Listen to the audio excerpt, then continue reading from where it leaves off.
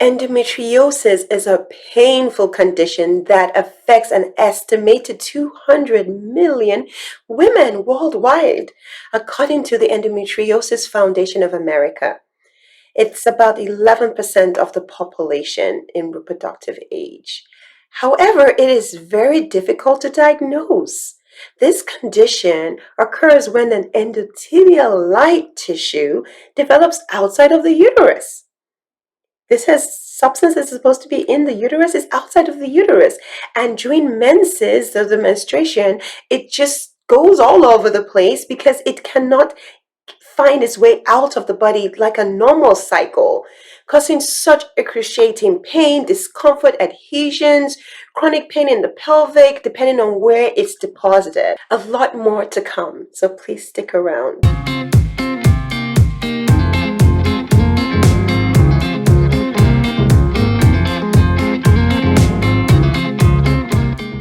Hi there. Welcome back to another episode of Living at Your Finest with Dr. Bab's YouTube channel. We're in the Health Exchange chat room today. I am Dr. Babs. I am a family physician. I am a fitness and health coach, and I'm also the proud owner of Living at Your Finest company. I am so honored and pleased that you are investing in your health and you're watching this video. Please do me a favor and support my YouTube channel if you haven't done so already. Just 3 S's. Subscribe, share, and leave a statement so that I know if this has made a difference in your life. Thank you so much for taking the time to do so. It's time to go into the Health Exchange chat room.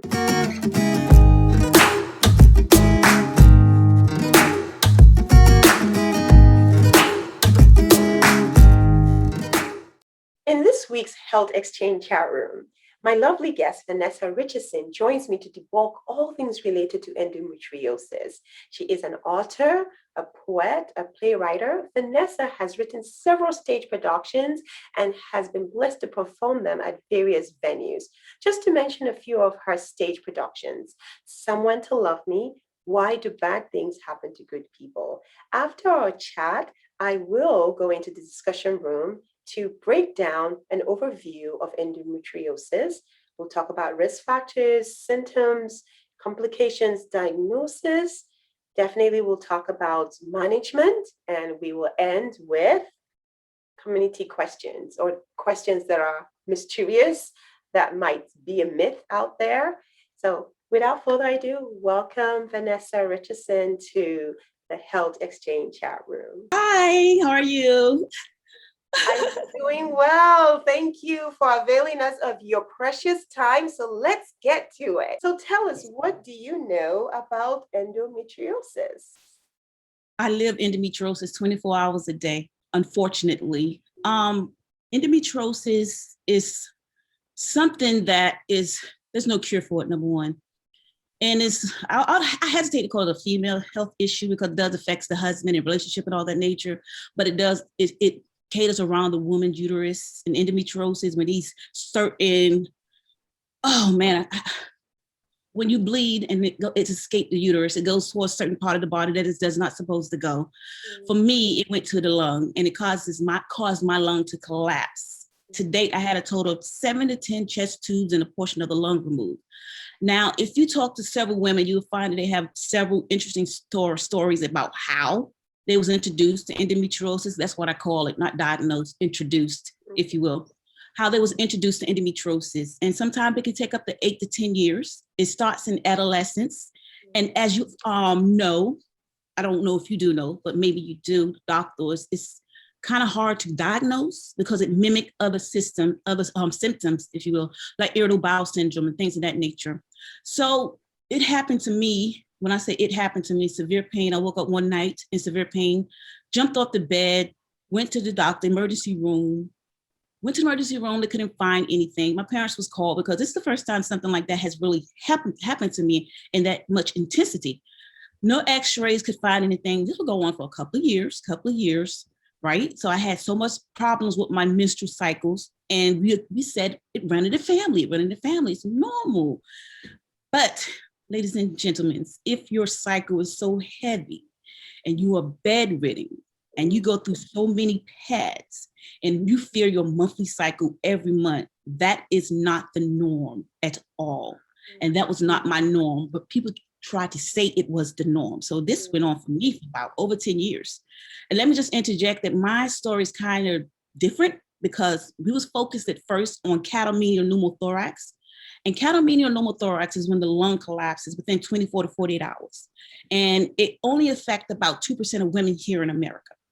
So I was battling catamenial pneumothorax every year from 1999 to I think 2005. I had a collapsed lung. And finally, I had so much scar tissue damage done. One doctor said, listen, this sounds familiar to me because this patient keep coming in and she need blood transfusion, which at the time I kept denying. But they gave me injection to produce the blood, make it go, increase your blood flow and strengthen it. So finally, my blood dropped so low that I could not deny the blood transfusion. I had to take it. And finally, a doctor said, I've seen this before. I have one patient, and this is in North Carolina, and it's called catamenial pneumothorax. And finally, this is what the light just like, ooh, and they connected with my primary physician. My primary physician connected with a doctor, and a doctor himself personally. God is good because I kept praying, me and my mom. This was so life interrupting. Quality of life went down. So while I was in the hospital bed, and I'm very spiritual and I believe in God, and I believe God will send someone into your life to fight for you when you can't, when you do it all you can done to stand. So while I was bedridden, praying, seeking an answer, a doctor literally took my x-rays to another facility about 45 minutes. He actually went without telling me, unbeknownst to me. So he connected with a thoracic doctor, and this thoracic doctor says, I'm going to take this case. It's like none other that I've ever seen. So he came, I connected with him. He says, when I'm done with you, Vanessa, you are not going to have any more collapsed lung. His procedure was intense. Let me tell you, very much intense. It required 3 chest tubes, the portion of the lung removed, and about a month hospital stay.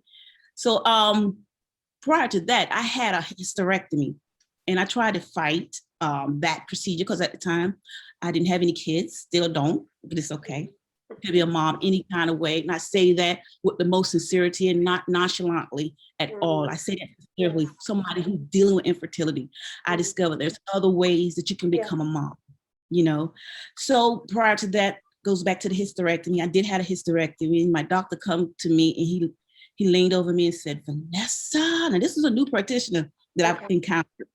He says, Vanessa, you are one of the most difficult cases I've ever had. If I have to go back and pull my dossier, I'll remember out of thousands of my cases, you and another one. He said, you have endometriosis. That is the only way I knew that I had endometriosis because they removed the uterus and they did biopsy. And there it was. And all these cysts, like chocolate cysts all over my body. Now, other doctors who are not equipped, I was a gynecologist, equipped, and they open you up, some of them assume that it's cancerous. I've had many endometriosis sisters claim this. They think it's cancerous and they close them back up and they send them somewhere else. But thank God I connected with a phenomenal OBGYN who saw what was going on, who was used to it, familiar with it. And he helped me out in that aspect. So endometriosis is something that is debilitating. It robs you of the quality of life and the opportunity to have kids. Not every woman is affected the same way. I want to admonish you guys. You have to look at them individually. Every woman should look at individually their own cases because endometriosis affect each woman differently. So you have to be aware of that. Thank you so much. I really appreciate you for sharing this. You have just poured out your heart, and I thank God for the woman that you are. You are a messenger of Christ to the nation, to the doctors, to people that are going through this.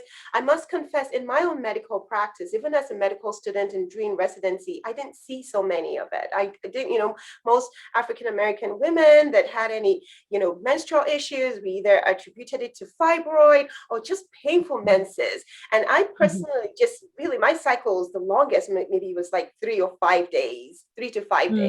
So not having that personal experience sometimes could rob you of that knowledge when you have patients coming in. So I'm glad that you're sharing this with me and sharing it with us, because we all need to be enlightened. We need to listen, and we need to be sensitive to to what is the norm. And even if something seems atypical, because if you are having constant, it just affects your whole life, there has to be another issue and another problem that we need to do a deeper dive into. So, Absolutely. question for you. What kind of management after you had the hysterectomy and that you've had, you're not having any of the lung collapse, how do you manage this from day to day? Can you speak to that? I can. Thank you so much for that question. And I felt like I've done something today after listening to what you said, because you're a doctor, and that just made me so happy. It really did. But as to how do I manage my pain, I try to do natural remedies. I detox, okay? I do probiotics.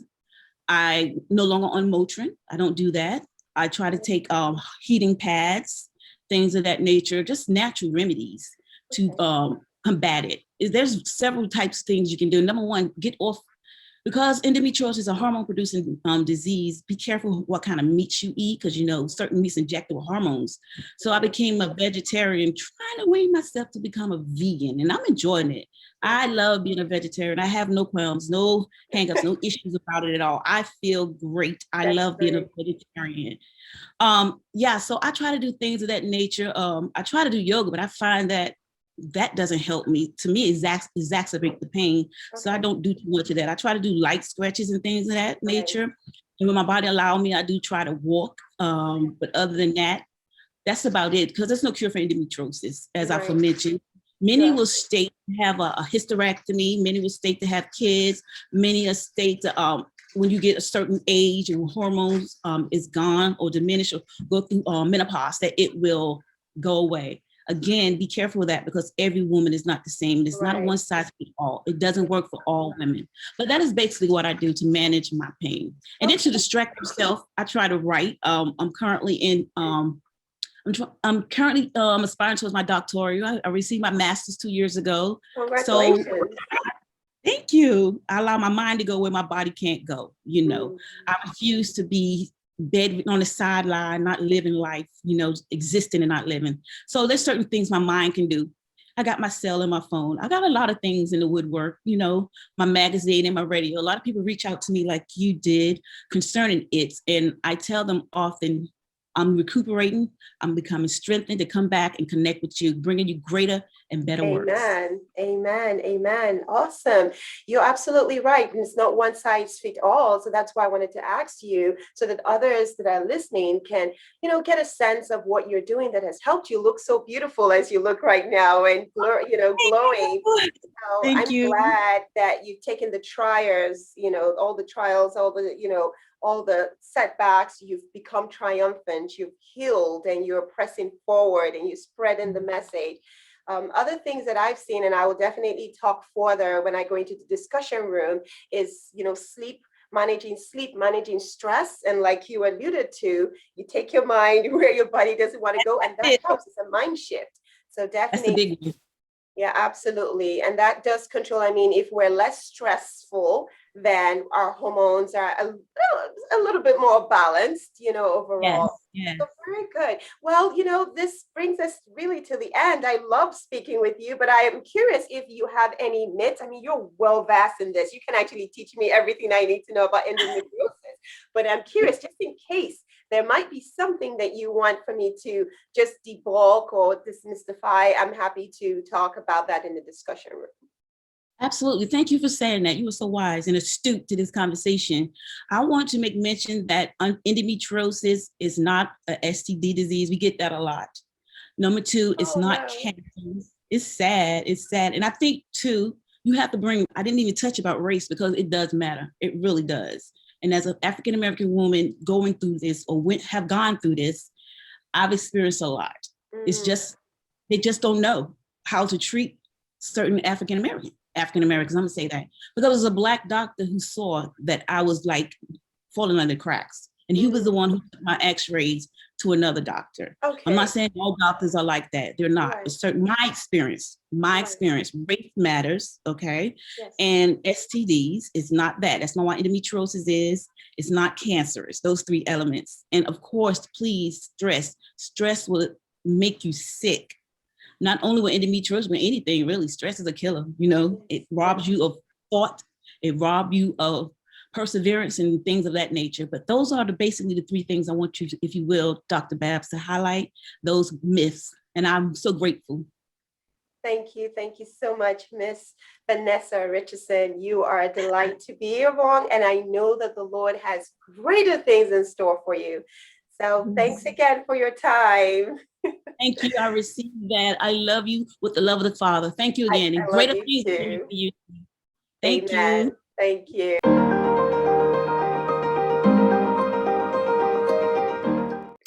Endometriosis is a disorder where the tissue, similar to tissues that are supposed to be in the lining of the uterus, grows outside of the uterine cavity. The lining of the uterus is called the endometrium. Endometriosis occurs in the ovaries, bowel, tissue of the pelvic wall. It's so unusual for it to extend outside the pelvic wall, but it does happen. When this happens, it's known as endometrial implant. The hormonal changes of the menstrual cycle unfortunately affects where this misplaced endometrial tissue goes. Very painful, very uncomfortable, as you heard from my guest. Now, during the normal menstrual cycle, the body is supposed to shed, right? It's supposed to shed, the uterus is supposed to shed its lining, getting ready for another month. But as I mentioned earlier, this doesn't happen. The endometrial-like tissue does not get excreted. It doesn't get expelled from the body, and it causes all sorts of discomfort. There's been several theories. The actual cause is unknown. Some theories have been that the hormones transform the cells outside of the uterus into cells similar to the lining of the uterus. There's also been some information about genetics or whether it happened during embryo. But whatever the unknown causes, it is debilitating, as you heard from my guest. So how do we know if this is an issue? As you heard my guest say, if your cycles are just out of the norm, yes, sometimes they're painful cycles, but that is not even normal to have painful cycles. If the hormones are balanced properly, you shouldn't have just such bad cycles where you're in bed all day. You need to talk to your doctor. Some things that you will notice will be pain all over your body. You would be heavy bleeding. All these symptoms are things to definitely look out for. When it's trapped in the pelvic, it can cause irritation, scars. It can also cause infertility problems because unfortunately, the baby will not be able to stay in the uterus long enough for it to be developed. What are those some risk factors? Definitely African Americans tend to be more predisposed to this condition, but it varies in terms of the symptoms from one person to the other. Not one size fits all, as my guest mentioned from her personal experience. There are painful periods, there are pain in the lower abdomen during or even before the cycle begins. Heavy bleeding, there's pain following sexual intercourse, there's discomfort with bowel movements, as you can imagine if the tissue is deposited in the bowels. There's lower back pain, which is known as referral pain from the uterus. You can feel it because of the innervations to the back. So there's several symptoms, but again, it's not one size fit all. Some of the complications that can be seen depends on where the endothelial tissue is deposited. It can cause infertility, it can cause adhesions, and adhesions unfortunately can cause bowel obstruction. Bowel obstruction is that the blood is not flowing properly, and then it can get entangled and blood supply is cut off. So there's a lot of unfortunate complications that can come from endometriosis. Now, how is this diagnosed? It's a clinical diagnosis. Unfortunately, as you heard from my guest, it was not until she had a hysterectomy that they saw the tissue. There has been some studies that have shown that ultrasound, even though it doesn't provide enough diagnosis, sometimes it can help the doctor narrow down what the issue is. For instance, if you were thinking it's a fibroid and you don't find a fibroid, but there's still a lot of pain, then you can eliminate some conditions as being the root cause of the problem. There are some ultrasounds that use sound waves that produce pictures of the inside of the body. All right, so that has been shown to help, and it can show if there are endometrial cysts. sometimes that can be identified. Doctors don't always use the ultrasound, though, to check for endometriosis. Pelvic exam can help the doctor feel for any unusual feelings in the pelvic wall. So you definitely want to make sure that you talk to your doctor. If you're not feeling better, they say they don't see anything, ask for that referral to an advanced specialist that is familiar with endometriosis. An MRI scan is another type of imaging technique that has helped to diagnose endometriosis. They take advantage of the radio waves that produce detailed image of the organs, all right? And it helps to paint a clearer picture of what's going on. MRI are not always part of a typical diagnosis outlet for doctors, especially in the early stages. Laparoscopy is the only reliable method for diagnosing endometriosis in the absence of actually biopsying the endothelial lining. It is a minor surgical procedure that doctors will use to view and see what's going on in the endometrial tissue. As you heard from my guest, doctors had looked and they said some of them thought it was cancer. There's just unfortunately just not that much knowledge and very few experts in the area. So if you feel that you have this, is the family history, you're not feeling well at all, your cycles are just off the chart in terms of pain level, please ask for a specialist. Insist on further testing so that you can get to the root cause, because unless you know the root cause, you will just be masking with pain medicine, trying all sorts of remedies that might not necessarily work because you don't know the root cause. How is this managed? I'm sure you heard my guest speak about reducing stress, controlling pain, making sure that you sleep, because sleep does reduce stress levels. Key thing is, for pain, invest in a wireless heating pad. It's been shown to be the best home remedy for endometriosis pain. It helps to soothe and loosen the muscles in the areas where the cramp is taking place. A warm bath has also been shown to help to relax those muscles and ease the pain. Staying hydrated is so important. Drinking lots of water, as we all know, is helpful for anything and everything. When we're 70% made of water, so when we are well hydrated, we're flushing out any toxins that are in our body, anything that is staying stagnant. So that is definitely very helpful. There has been some intervention known as the TENS, which stands for transcutaneous electrical nerve stimulation, and it helps to cut down the pain and relax muscles. So this is really things that you can use to manage the pain. It cannot go away. You just have to manage the pain by using some of these modalities that I'm referring to.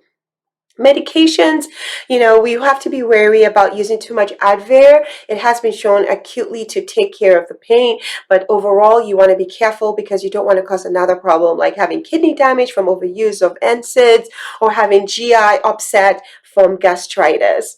Other ways, again, that have been shown to be helpful is a healthy lifestyle. What we eat, hormonal. A lot of the foods that we eat that is pumped with antibiotics, the beef and just the foods that we eat, the chicken. So we really need to try our best to eat as organic as we possibly can, because it's freed of all the fertilizer, all the things that are not meant to be in our foods. Definitely trigger hormonal imbalance, and again, as you can imagine, feeds into the endothelial tissue being deposited in places where it needs not to be deposited. As we get older, menopause is usually between 45 and 55, and I do have a video on menopause, so take a look at that if you have any questions about menopause. So within that age, once you hit out of menopause, the endothelial tissues begin to decline because it doesn't feed off of estrogen any longer. Self-care, self-care, self-care. I love my guest so much, Vanessa Richardson. She talked about her mindset, because her mind goes where her body can't take her mind goes. So just self-care, caring for ourselves, being in that positive attitude. And hormonal contraceptives decrease fertility by preventing monthly growth and buildup of the endometrial tissue.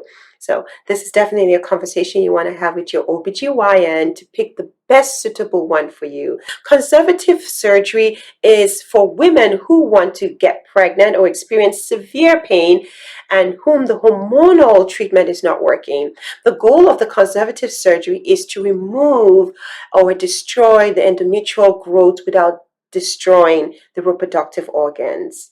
So that is another. Now, the last resort is a hysterectomy. Rarely would your doctor recommend this. They would recommend it as a last resort. During a total hysterectomy, a surgeon removes the uterus and the cervix. They also remove the ovaries because these organs produce estrogen, and estrogen promotes the endometrial tissue. As my guest mentioned, she had to have a hysterectomy, even though that was the last resort because of the multiple procedures that she had had and the transplants to her lungs and the collapsing lungs. So she went for it. I admire Miss Vanessa Richardson, for her tenacity and still being positive. I really admire her faith. She is still standing strong and she hasn't let the trials of life weigh her down. So I am really she's made me a better doctor just listening to her today, making me realize that I need to take a listen to my patients when they're saying something and not dismiss and think that I have all the answers, because we learn from each other's experiences. Now, a few things that I would like to debunk: it's definitely not a sexually transmitted disease.